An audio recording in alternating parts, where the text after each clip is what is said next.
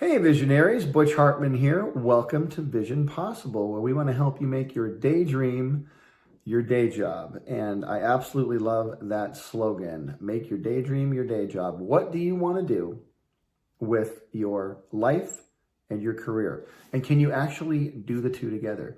Can you wake up every single day and do what you love to do? The answer is yes. And here at Vision Possible, we want to make sure you know you have the power to do that. You have the incentive to do that, and you have the drive to do that. You have the passion, the patience, the persistence. You have all of those things. If you don't have all those things, start getting those things and write down those things. Passion, patience, persistence, drive, desire, all of those things. Rewind what I just said and write all those things down, because you're going to need all of those things, because no one's going to give it to you. I wish, like you order Uber Eats, you could order a whole bunch of drive and a whole bunch of ambition. I hope you could. It would be really awesome if you could do that, but unfortunately you can't. It's got to come from in here. I was having lunch with a young person today, and this person, when I say young, I'm 57 as I record this video. This person was 19. So I'm almost 40 years older, 40, which blows my mind. And this person is far more articulate than me. This youngster was so articulate and smart, and it just blew my mind. But this individual wanted to know where my drive came from. And I had to think about that, because I've been living with it for so long. I don't know a lot of people with a drive like me. Now, yes, there are people out there with drive. There are people out there with tons of ambition, tons of desire. Yes.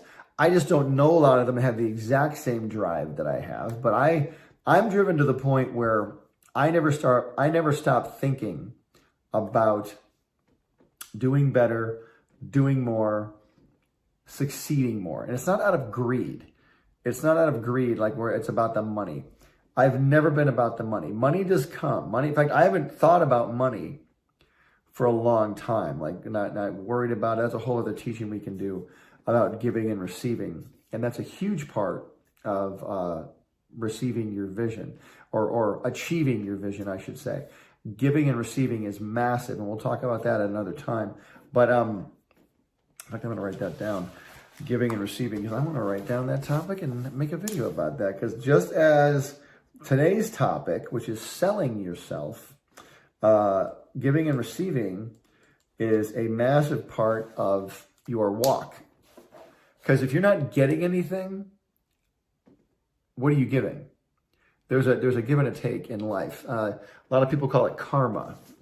Karma, what goes around comes around. And that is a way to say it. I prefer to think of it as reaping and sowing. You reap, you gather what you plant. You reap what you sow. If you're out there planting nothing and expecting everybody to give to you, you're going to be very sorely disappointed when you get nothing back. You're not going to get anything. So there's a give and take. There's a real joy in helping someone else achieve their vision as well. Have you ever done something like that? Have you ever come alongside someone you know is a visionary, someone who's got desire, someone who's actually made it, and excuse me, and really someone who's really done what you want to do? Have you come alongside of them and tried to help? Maybe you can offer your services for free, or do you sit there in a quiet jealousy and just despise that person because they've achieved a level of success you haven't gotten to yet? Which one are you? Are you the achiever, or the are you the I'm trying to rhyme but I can't right now. Are you the achiever or the despiser? Which one are you? Are you the helper or the despiser? You know what I mean? Anyway, today's topic, we're talking about selling yourself. So not only is it powerful and amazing and wonderful to have a vision and to have something that you want to do, but once you achieve this vision, or while you're moving this vision forward, how do you sell it? Because that's what it's about. It's about selling. Well, Butch, I'm not about the money either. I know you're not about the money. And listen, for me, it's not about money. Like I said, money will come with the vision. I didn't start doing Fairly Odd Parents because I wanted to make money. It helped that I made money doing it, because that way I could do it all the time because I made money at it. But I did it because I wanted to do it so badly. I wanted to get my vision out there on the TV screen. That's what I wanted. That was my personal vision. You might have a whole different vision. And I encourage you to do this too. A lot of people want to start off getting their own show. I meet so many people that want to get their own show, and I get it. I'm proof. No one understands it more than me. But you have to walk before you can run. Let's get into a studio. Let's get a job working alongside somebody who's done a show before, who's doing a show. Learn how to do it so that by the time your show rolls around, you have the skill set to manage it and make it not fall off a cliff. It's like learning how to drive and then they throw you in a Ferrari day one. You're going to crash. You don't have any experience driving. Put you in a very safe, slow car or just an easier car to handle before they put you in the Ferrari. And that's what I encourage all of you to do. Visionaries have to be patient and they have to be willing to learn. You really have to be. So selling yourself, let's talk about that. So just real quick backstory. My wife and I are working on a brand new project, and it is a brand new Christian cartoon. It's called The Garden. And I've been working on this idea. I had this idea I got the idea in 2006. So as of this recording, this is 2022. That's 12 and 4. That's 16 years ago. Like my math. 16 years ago, I had this idea. And at the time, I was working on Fairly Odd Parents at Nickelodeon. I was working steadily all the time on Fairly Odd Parents and Danny Phantom when I had this idea. It was mid-2000s. It was so much fun. But this cartoon, I really felt as I was praying that I was really led in my heart to do a Christian cartoon. And I really wanted to do it. And I knew at the time, working at a studio like Nickelodeon, they would never do a Christian cartoon. And I get it. They just don't do those kind of cartoons, and that's understandable. But I knew I was supposed to do this cartoon. And I didn't know how to get it made. But I just really felt in my heart as I would pray and read my Bible and stuff, like just be patient. Be patient. Work on it, develop it, figure it out as you go along. And I thought, okay, so I started drawing the characters, doing them. And 10 years later, in 2016, like 2015 or 2016, around there, 9 or 10 years later, I really felt led to produce several episodes on my own. And so my wife and I talked about it, and I actually wrote and storyboarded 7 episodes on my own. Did them, and then they came out fantastic. I hired some animators, hired a team, and we made them. And there they were. They were done. And I didn't know what to do with them. Be patient. Okay, so I remained patient. And then they were kind of sitting in a digital vault. I had them on a server sitting there.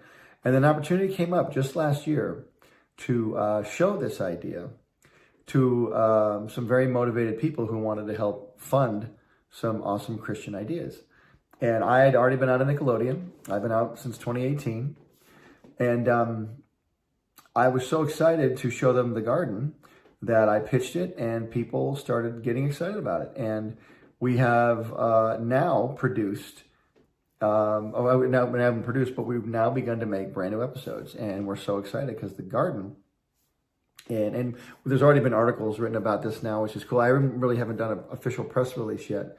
But The Garden is going to be, I believe, just a really awesome Christian cartoon. I'm so excited about it, and I'll be talking more about it here on Vision Possible because it is a vision that has not only become possible, but it's become a reality. It's going to be a very awesome cartoon for kids to watch and learn the Bible. It's going to have a lot of my kind of humor in there. It's for younger kids. It's a younger audience, and let's say Fairly Odd Parents. It's for ages 3 to 8. But I just think it's a fantastic cartoon. It's a lot of fun. I think the audience have a great time watching it, and they'll learn the Bible as well. There's songs in it. I get to write a lot of songs, and so it's really, really fun.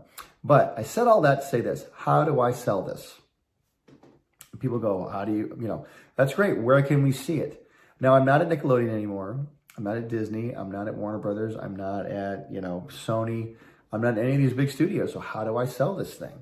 Well, one way we are selling it. We went to the NRB convention last couple weeks ago in Tennessee, Nashville, Tennessee. NRB stands for the National Religious Broadcasters Association. And this was all new for me. Like, wow, these are all these Christian people that make entertainment.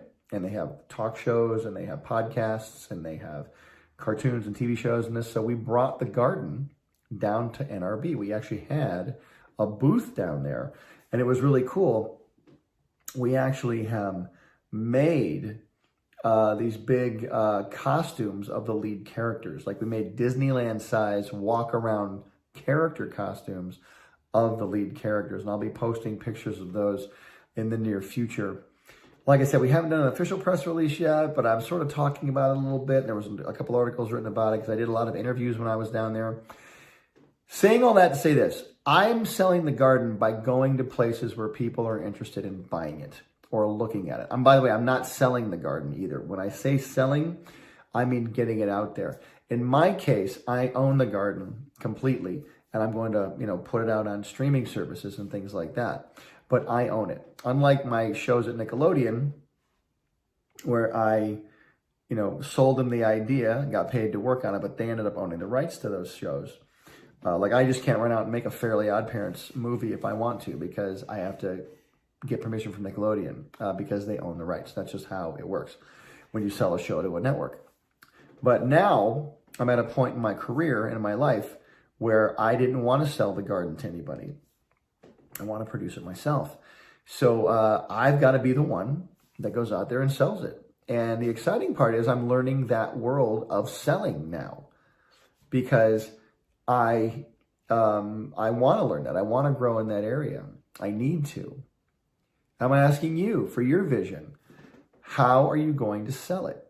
If you have a vision for, let's say, a comic book, a graphic novel, or you have a TV show, or you have, a song or whatever, where are the buyers for your product? You've got to look that up. But it's hard. Yes, I know it's hard. All of this is hard. You're watching this video because you want to figure out how to do these things, and I'm so happy you're here. I hope what I'm saying is helping you. I really do. I'm not here to make things harder for you. I'm here to make things easier. But all of this being said, you've got to partner with or learn how to work with people that can help you. For example, in our case with the garden, we ended up hiring a marketing person. And yes, that does cost money. And I know that you might be in a whole different situation. You probably can't afford to hire a marketing person, and that's okay. You be the marketing person. But I don't know how. Well, it's going to take some learning. And believe me, even though I have a marketing person, I've still got to learn a lot too. Like, if an opportunity for an interview or a phone call with a certain, entity that wants to maybe help us move the garden somewhere, we've got to strategize and go, all right, should we talk to these people? Should we talk to this person? Should we do this? And it really becomes a challenge learning not only where to sell, but who to sell with. Who are your partners on your vision, by the way?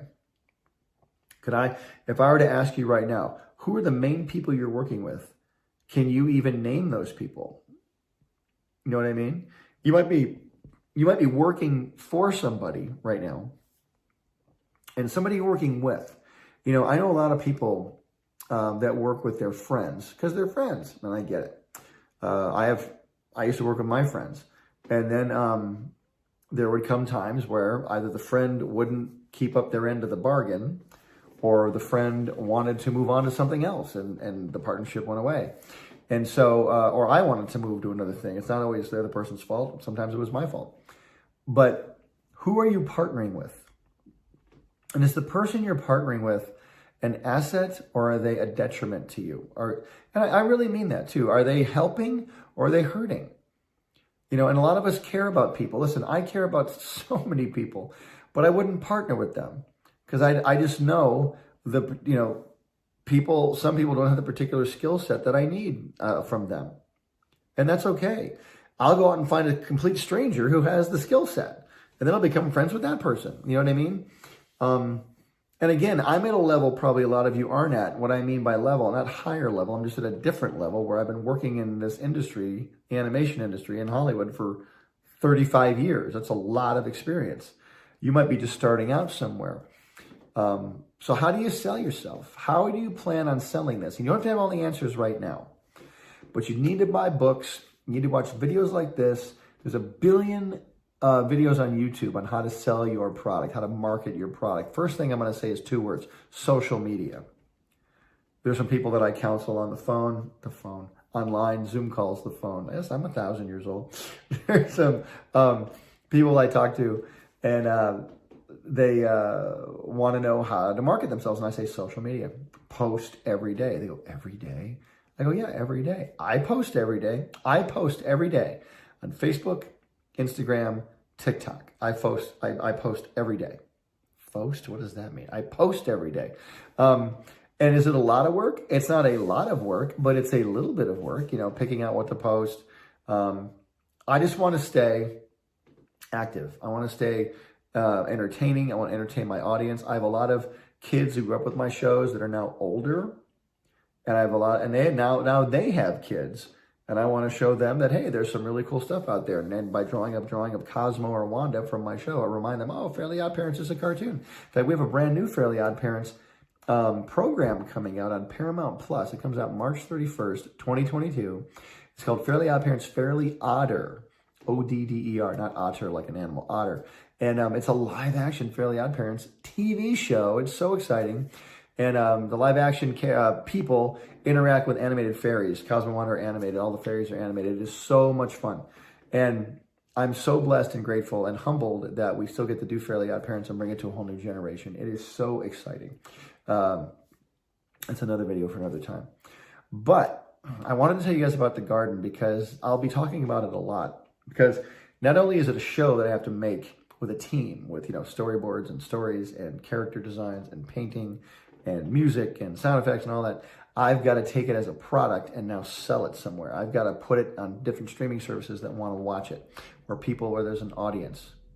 That's why I went to the Christian Broadcasters Convention, NRB, National Religious Broadcasters Convention, because I wanted to see what was out there. I needed to know the playing field. I really did. And I'm just so excited to learn this part of the process. And again, guys, I'm 57, and I've been in this industry for a long time, but I've never been in it as a salesman. I kind of have. I take that back.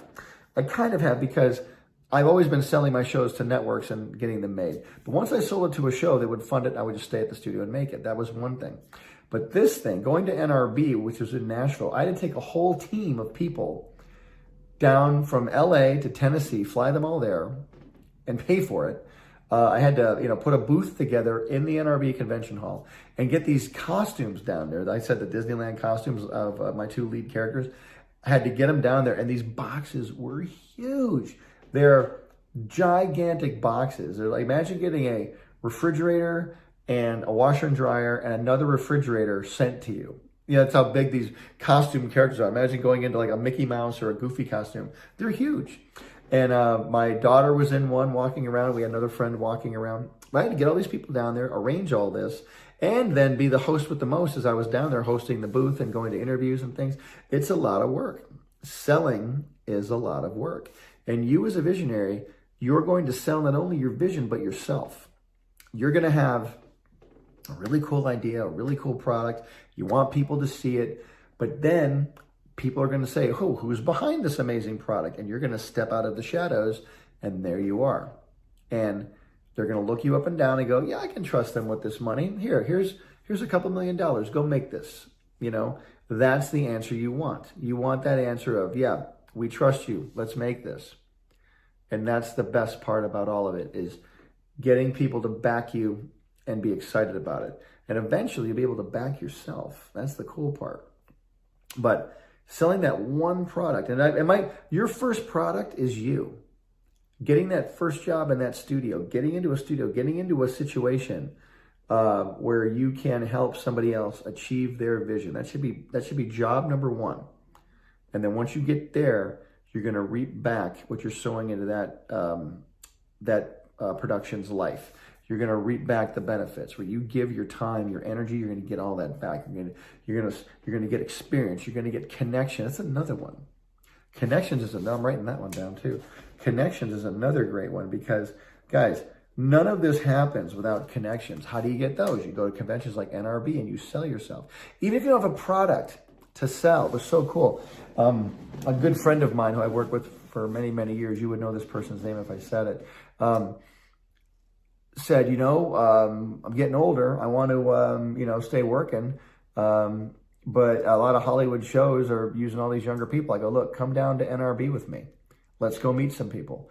And he came. He bought a ticket, got a hotel room, came down there, just checked it out, walked around, met people, making connections, knowing what is up, knowing what's out there, knowing what's coming next. You want to be on the cutting edge of all of that stuff.